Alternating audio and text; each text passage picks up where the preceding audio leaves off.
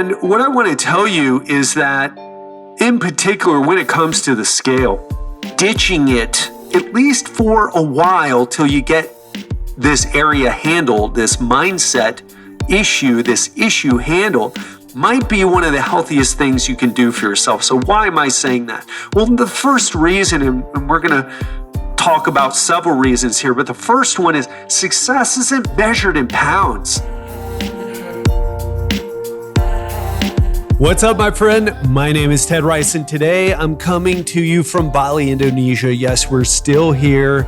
We've actually booked a flight for a new place, and I'll be sharing that with you soon. But today I'm super excited to share with you this episode because it's all about why you need to get off the scale, why the scale sucks, why you should stop weighing yourself. And I'm going to get into the details here if you feel like, whoa, I don't know if that's such a good idea. I mean, the scale actually gives me this useful feedback.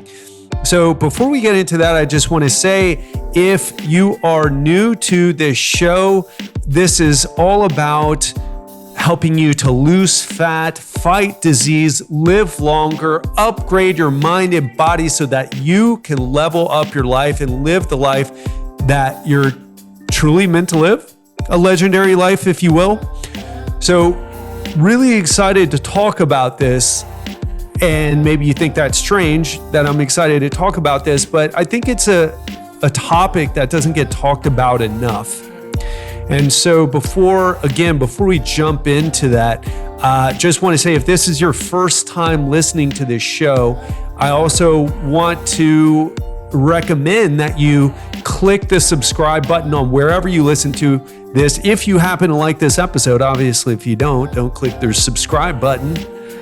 But if you enjoy this content, if you enjoy hearing the deeper aspects of health, fitness, the science behind it, the mindset, make sure you click that button and subscribe wherever you listen to podcasts. So if you're new to this show, maybe this is your first episode, maybe you've listened to a few episodes.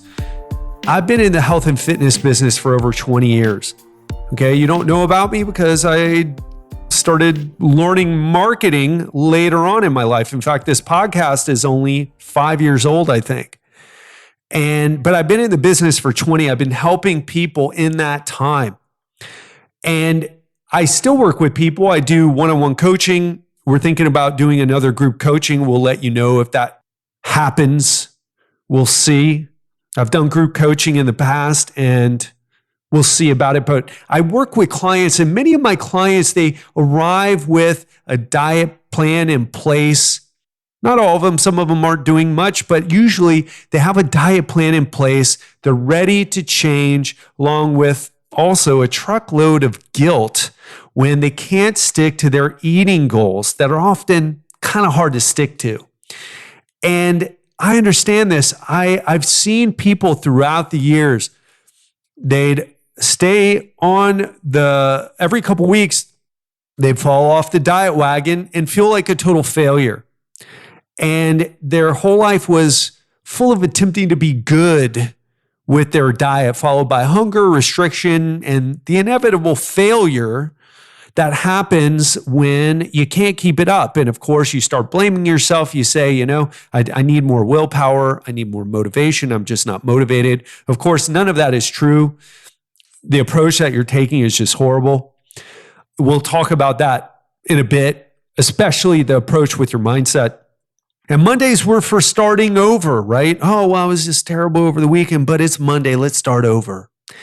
And also their relationship with exercise was stop and start as the diets. It's always this all or nothing approach, right? It's always all or nothing. And by the way, I want to point this out because there's a specific type of person who gets caught in the all or nothing. It's usually people who have high standards, who push themselves hard. Now, maybe you have a career, you push yourself hard in your career. Maybe you push yourself hard to take care of your family, but you're a person who pushes yourself hard. And you have high standards. And that's why you're never good enough. And that's why it's always all or nothing. And a lot of people think that this is the path to health. But the truth is, it couldn't be further from the truth. This is not healthy at all, because health goes beyond your weight. It goes beyond your food choices. It goes beyond what type of exercise you do. It goes deep into who you are and how you approach things. And whether you're flagellating yourself for a little mess up or just saying, oh yeah, I kind of went off there. I got to get back on track. Because if you don't get this, it's not just going to be that your physical health is going to suffer. Your inability to stick to your plan can really cause this sense of self-loathing. I've heard clients tell me, like, I got other areas of my life handled. I excelled in my career. I worked hard to get where I'm at, but I feel like my lack of success with my health, with my weight, it makes me question the other successes I've had in my life. And I want to ask you, is that something that resonates with you? Do you feel that you question how good you are, how worthy you are? Do you question your other accomplishments because your quote unquote lack of success with your health, with your weight? Because a lot of this, the root of it, for a lot of people has to do with acceptance. And our society can be really rough, right? And I know women are already nodding their heads and like, yeah, exactly, the unrealistic body images and all that stuff. And we'll talk about that in a bit. But guys suffer from this as well. So for my women listeners, you might find that interesting. Women tend to really be vocal about things, and in other words, to share what's on their mind. Guys kind of hold it deep down inside and just festers inside, and they don't talk about it. But guys have this issue too. We'll get into that a little bit more. And it's tough, right? I mean, society, you see, especially if you're paying attention to advertisements, to TV. Of course, we should talk about another time if you should even be doing that and why you keep watching those things. But, you know, a lot of us said we grow up watching it and we feel like, oh, well, our society celebrates thin, young, and flawless, right?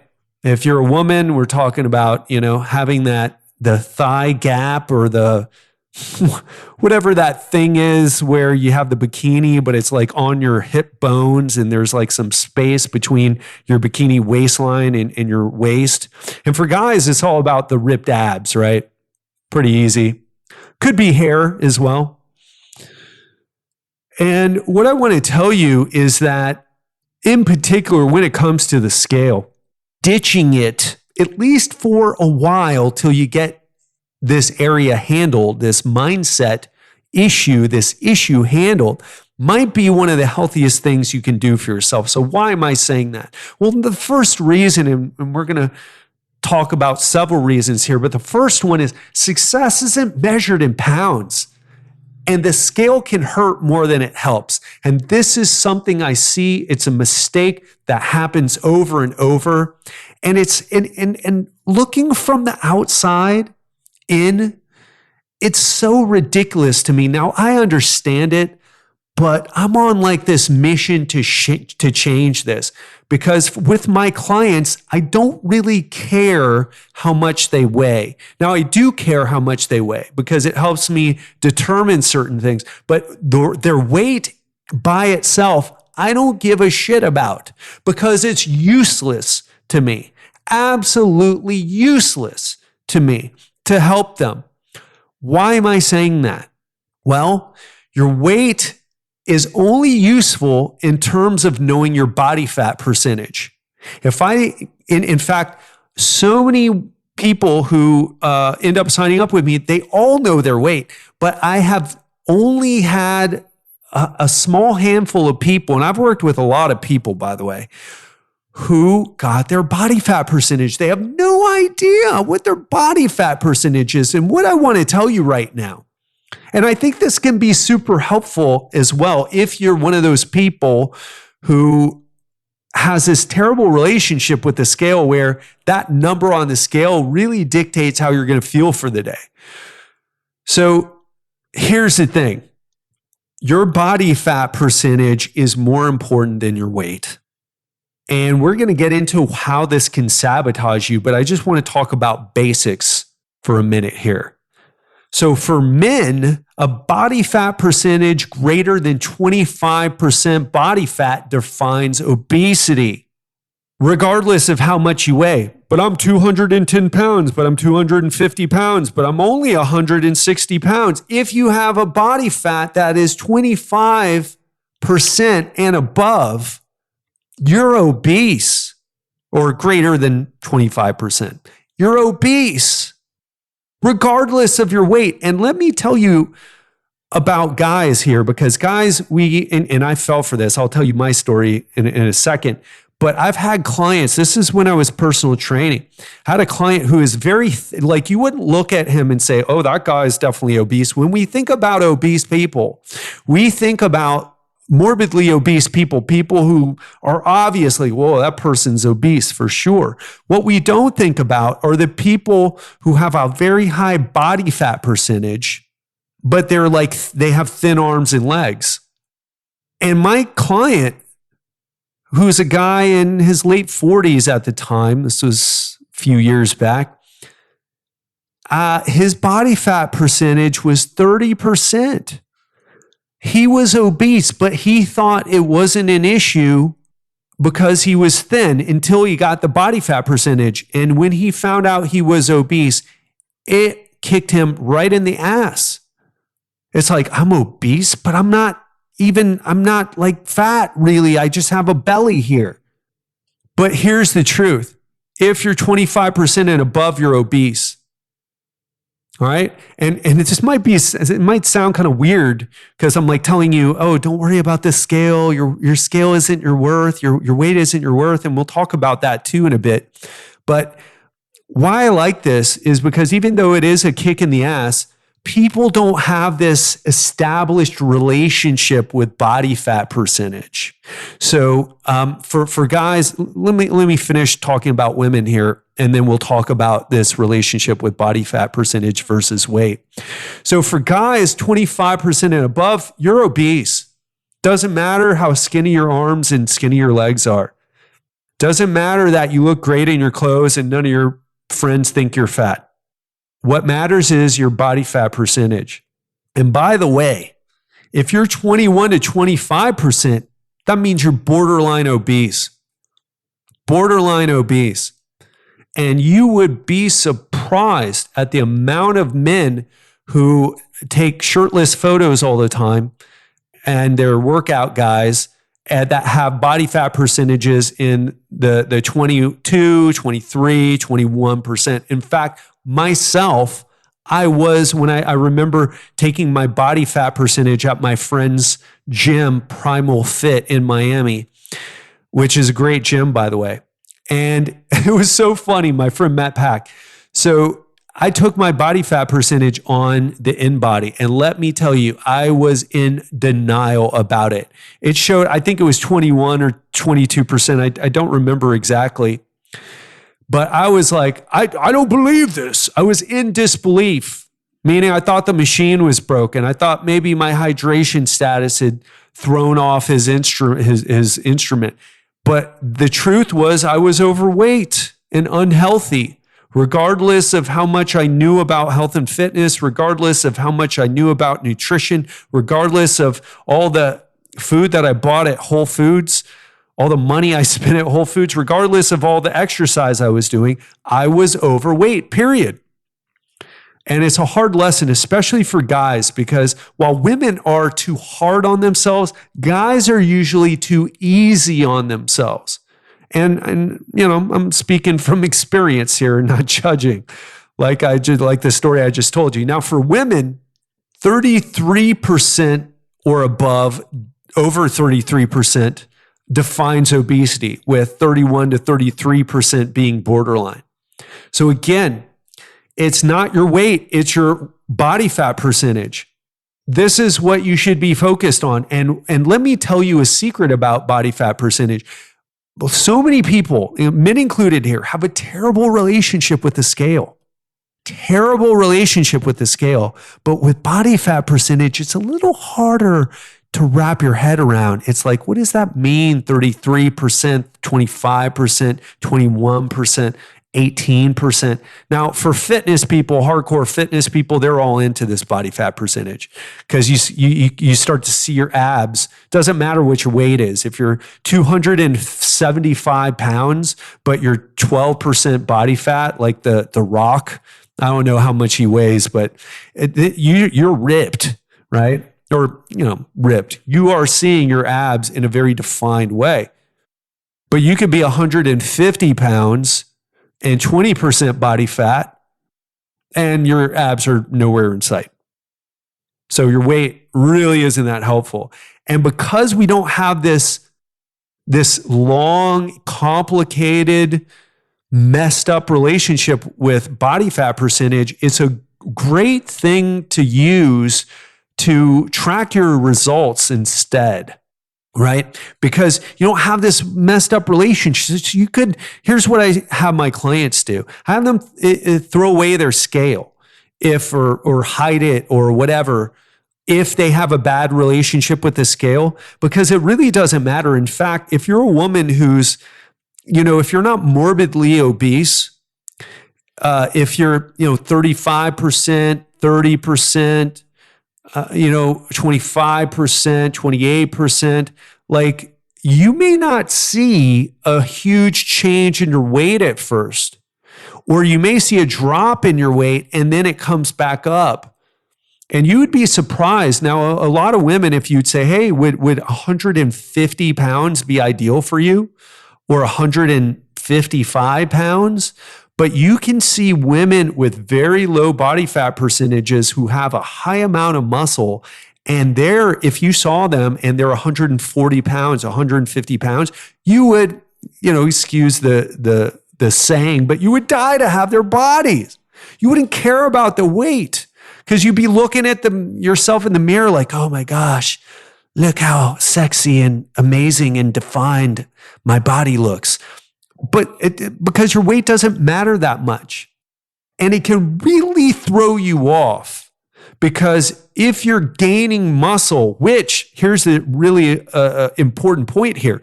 If you're a few years behind, a few months, a few years behind on your workouts, especially if you've never done resistance training, real resistance training, ladies, not that, 300 rep thing with the 3-pound weight that you never quite feel muscular exhaustion with. I'm talking about a legit training program. You can put on weight and it's muscle, especially if you're focusing on eating better, and especially if you've bumped up your protein a little bit because you read somewhere that it was good, which it is to do that, by the way. And so your weight might increase, but it's muscle that you're putting on. And sometimes you put on muscle first, and then the scale changes so quick, because you can put on a few pounds of muscle very quick if you're way behind in your workouts. If you're just getting started again, you can put on muscle real quick. It makes the scale go up, and maybe you're only losing a pound of fat a week, or whatever it is, a pound or two of fat a week. Or maybe even less, a pound every 2 weeks if you're not on the best program, which most people aren't.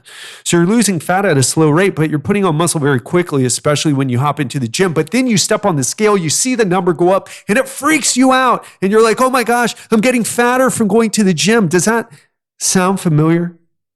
Has that ever happened to you? Have you done that? And it happens to men too, by the way.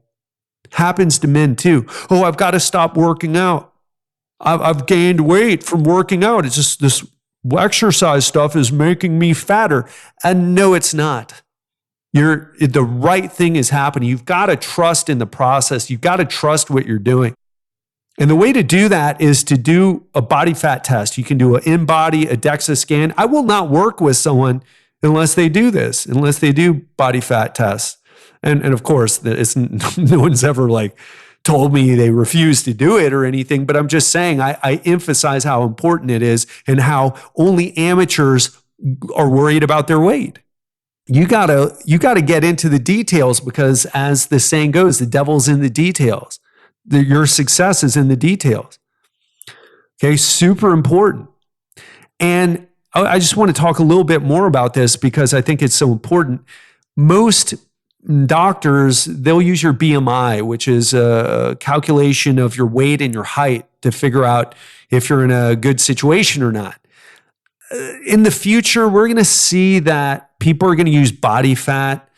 They're not going to use BMI as much. Or at least if your doctor's doing that, he's not concerned with your body fat percentage, that guy's or woman, whatever, is kind of living in the past a little bit. And especially if they're not educating you about it, because your body fat percentage is what it's all about.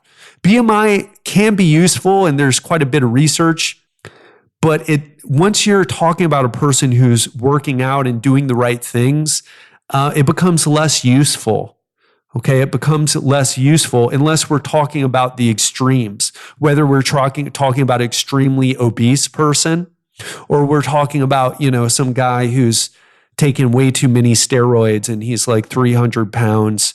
And, what I'm trying to say is here, you can have health problems being really big, even if you have a low body fat percentage, because, just your frame doesn't like weight, regardless of whether it's muscle or fat, or an extreme amount of weight, whether it's muscle or fat. Okay. So this is why you got to stop. A success isn't measured in pounds on the scale, and it can hurt you more than it can help, because you get confused about whether you're getting results or not. So here's what I want to tell you. Get a DEXA scan, get an in-body scan, do it once a month. If you are actively trying to transform your body and working hard, do it once a month. If you're just not really putting too much effort into this, I'd say get it every, 6 months or so, because a body fat test once every 6 months can really set you straight as to what's happening with your body. Okay. And again, coming back to that idea that the scale, we have this messed up relationship with it, but it isn't really that useful. You see how complicated and unnecessarily stressful that is? So stop doing that. Get your body fat test instead. Another problem is using your weight as a measure of success can lead to unhealthy practices. So when we're constantly thinking about the number on the scale, it gets obsessive. You weigh yourself in the morning on an empty stomach, naked, after going to the bathroom or after a workout, and you start this game like, oh, I'll do anything to see a smaller number. And it just becomes all consuming. Does that sound familiar? Have you done that? It's very normal, actually, with people who are trying to make that happen, trying to make a change happen. And it comes from a good place, by the way. You're trying to do better, but it's just the wrong approach. And the thing is, if you're a dieter, if you're a person who goes on a lot of diets, the dieting, the frequent diets, along with the compulsive weighing that usually goes along with it, it can lead to eating disorders. You can end up with a problem. And I think eating disorders, I don't want to get into this now, but I think most people have an eating disorder right now. Otherwise, we wouldn't be so fat as a society, right? And we don't talk about that eating disorder enough. But we don't want to go the other way and then start this starving and binging episode either. That is not healthy. That is not the path to health. That is not treating yourself right. That is not caring about yourself. That is not that's not being a good role model. It's not about your weight.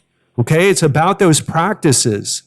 The weight and your body fat percentage is a byproduct of being healthy, both with your lifestyle and with your mindset, the state of your mental health. And just so you know, according to one source, people who diet frequently are 8 times as likely to develop an eating disorder. Okay, and I don't want to get into eating disorders. It's not really something I know a lot about, to be quite honest. I'll have someone on here to talk about that, as that's been a requested topic. So just diving into the last point here is that fixating on weight can make food feel like an enemy to be avoided, right? And that's just not the approach. It's just not the approach at all. Okay, first of all, it's not even all about your nutrition. That's just a totally destined to fail approach. It's got to be this combination between exercise and nutrition and the other aspects of your lifestyle like sleep and stress management. If you're not doing that, then you're just not doing it right. I mean, it's just as simple as that. And with weight in particular, you can end up losing muscle and then patting yourself on the back and then wondering why you started gaining the weight again, started getting fatter again. And you're like, well, you just trashed your metabolism. I mean, not trash, that's a bit harsh. I shouldn't have said that, but you've lowered your metabolism by lowering the amount of muscle you have. The more muscle you have, it's like having a furnace. It's the more food you can get away with and still maintain a low body fat percentage. Guys who are super huge and muscular and the women who are bigger and muscular, it's easier to maintain a low body fat percentage. So you don't want to make food into the enemy, but especially when protein can help you, especially when vegetables have minerals and vitamins that are going to improve your health, especially when the carbohydrates that you eat, as long as you eat the right amount and eat good quality ones, of course, a little splurge here and there, but potatoes are full of potassium, right? Sweet potato, I've been eating a lot of purple Japanese sweet potatoes. They have anthocyanins just like blueberries, and it's easier to get Japanese purple potatoes where I'm at than blueberries. So it's got these phytonutrients, these minerals and vitamins. Food is fuel that powers your body. So if you're just on weight and trying to lose weight, you can turn the scale, you can turn food into the enemy, and then you end up losing muscle as well, because starving yourself, especially if you're not doing resistance training, especially if you don't have a well-designed program, exercise program, you're losing muscle and you're patting yourself on the back, and then you get into this terrible, terrible cycle. And it's just, people are stuck in it, and just, it's so sad for me to see because it's just unnecessary. And the last thing I want to talk about here is your weight isn't your worth. Many women believe that if they don't fit into like this ideal that we have in Western society, that they're just not as valuable. And what's ironic about this is when we feed into this thing, which is really it's just people trying to sell you stuff, right? It's just people trying to sell you stuff, right? That's what models are. They model clothing or, jewelry or perfume or whatever, because they're just trying to sell you stuff. But the reality is, your weight isn't your worth. All right. And don't stop getting sucked into that stuff if it's really messing with your mind. By the way, guys get it too. Talk to men about their man boobs, right? Which really is an issue because that's an imbalance between estrogen and testosterone. But I talked to a plastic surgeon about this stuff, and he was just saying, the guys that come in to be treated for that, it's just they don't feel like they can talk about it. But a lot of men struggle with the gynecomastia, aka man boobs thing, But again, it's not your worth. Right. And a lot of us, we fall into traps or fall into times in our life where we get out of shape. Something happens. I mean, for me, when I tell this story of how I got out of shape in my mid-30s, but the part that I don't talk about is my sister committing suicide was a big part of that. I started drinking more. My mind was just totally messed up, and I was just surviving. In fact, I talked to someone not too long ago, a few months back, who they were on top of their body, on top of their weight. He didn't know his body fat percentage, but he was on top of things until his son died. I mean, there's women who've been sexually molested, and as a coping mechanism, they put on weight. I mean, our weight isn't our worth, especially if you've been through something, a divorce, an assault, if there's been a death that crushed you, your weight isn't your worth. That doesn't mean it's not important. That doesn't mean that you shouldn't try to better yourself. That doesn't mean that you shouldn't strive to get this area of your life handled. But you got to be compassionate and loving to yourself as well, especially if you've been through something tough. Especially if you've been through something tough. You know, you got through it. You're a warrior. You pushed through and you put on a couple of pounds. That was the way you got through. Are there better ways to do it? Of course there are. But guess what? Maybe you didn't have someone stepping up for you during that time. Nobody stepped up for me when my sister committed suicide. My clients were just wondering when I would get back to work. And I'm being a little bit cold. They were nicer than that. But they didn't, say, hey, let's hire you a psychologist. And I worked with people who live in $1 million houses. No way. $20 million houses here. And that's like one of their houses and full Ferrari collections. That's who I was working with. They didn't step up, and my dad couldn't step up because he was crushed too. And my friends couldn't step up. So if you got through whatever you got through, pat yourself on the back. You're a warrior. You fought through. You ended up through the other side. You ended up on the other side. Whatever you've been through. But it's time to step up. Probably that isn't even the right thing to say. It's time to grow and move on from it is probably the right thing. Step up, it's a little too harsh. If someone told me I needed to step up and get over my sister's suicide, I probably would have broke their jaw, okay? Probably not, but I would have said something that cut deep. I would have said something really that hurt their feelings badly is what I really would have done. But, it's time to grow from that, right? It's time to move on from that. And the funny thing about this is that when we're in this negative state of mind, where your weight is your worth, where you're beating yourself up constantly, it doesn't lead to better results.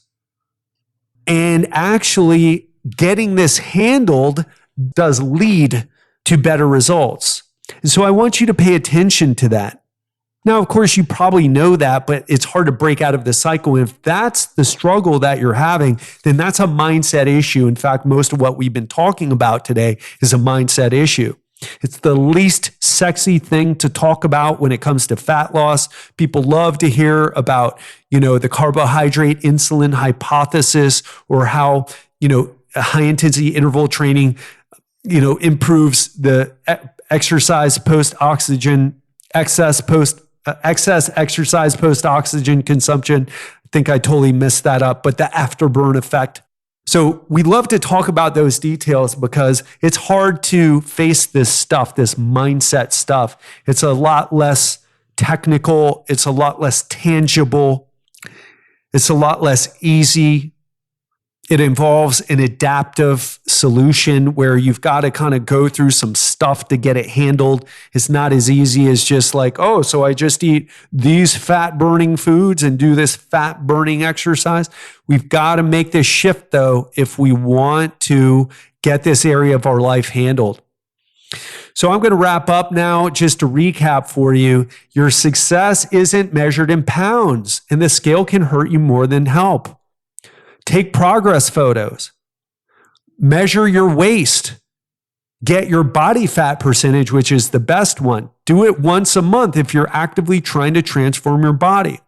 And throw your scale away or sell it or give it to someone you don't like. And then the second thing is using your weight as a measure of success can lead to unhealthy practices. So that's another reason to get rid of the scale if that's happening to you.